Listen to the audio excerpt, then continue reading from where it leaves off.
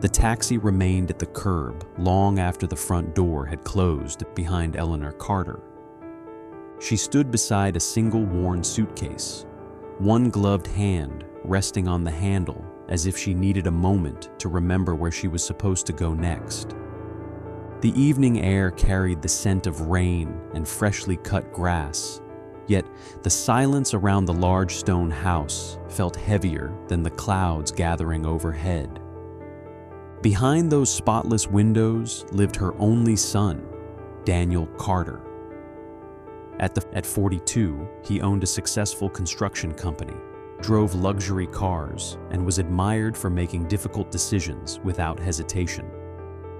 Success had become the language he understood best: efficiency, results, practicality. Family was harder to measure. Only an hour earlier, he had stood in the living room with his hands in his pockets, avoiding his mother's eyes. "Mom, this isn't working anymore." She waited. "I've found a wonderful retirement residence. They'll take good care of you." She lowered her gaze to the folded sweater on her lap. "If that's what you believe is best," she answered quietly, "then I'll make it easy for you." No accusations, no tears, no guilt. Some goodbyes make no sound at all. The driver loaded her suitcase into the trunk. Before climbing inside, Eleanor looked back one last time. For more than 30 years she had. She remembered double shifts, sleepless nights, unpaid bills, and promises whispered to herself while he slept as a child. She smiled anyway.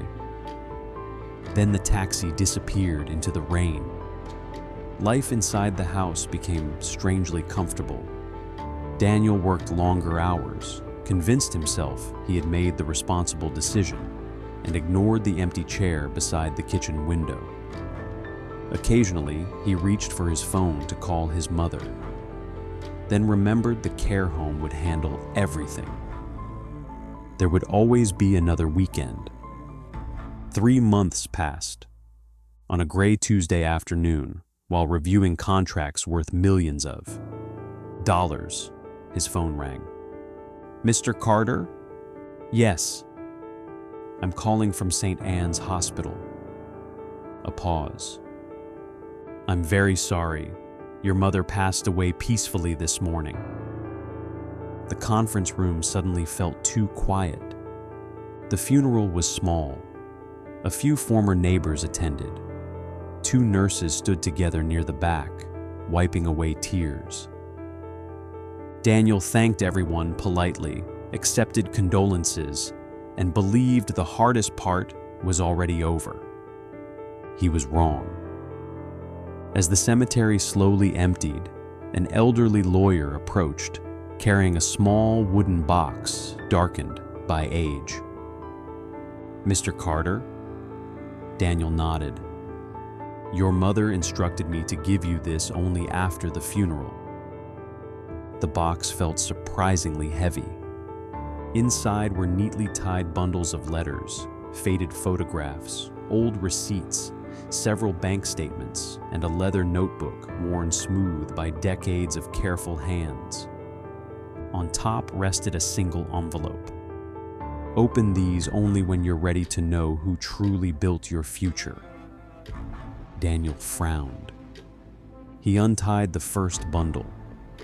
The very first receipt stopped him cold. Pawn shop receipt. 1 gold wedding ring. Sold 27 years earlier. On the back, written in elegant handwriting, were only 6 words. Daniel's university tuition. Worth everything. His breathing slowed. He opened another envelope. Inside were payroll records from a cleaning company stretching across 8 years. Night shifts, weekend shifts, holiday shifts. His mother had worked 2 jobs he had never known. Another document followed.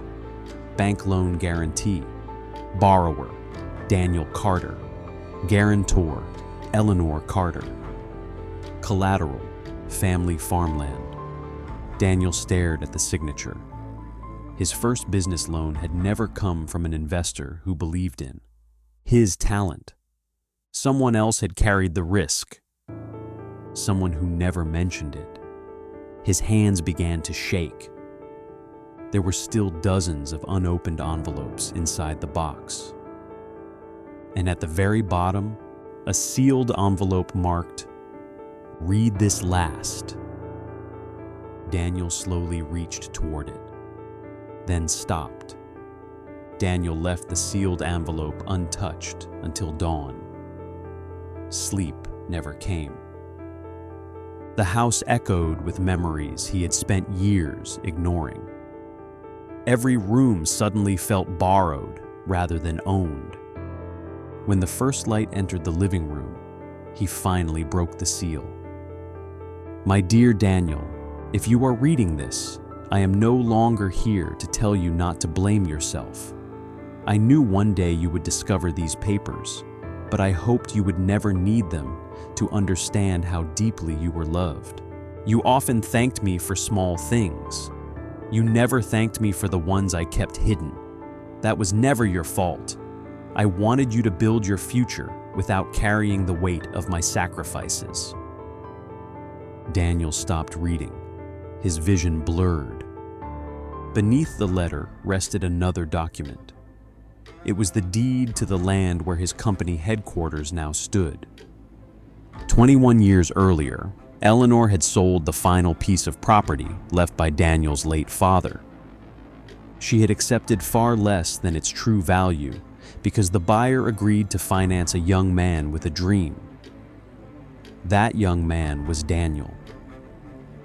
The investor he had admired for decades had never taken a chance on talent alone. He had trusted a mother's promise. Daniel searched the remaining notebook.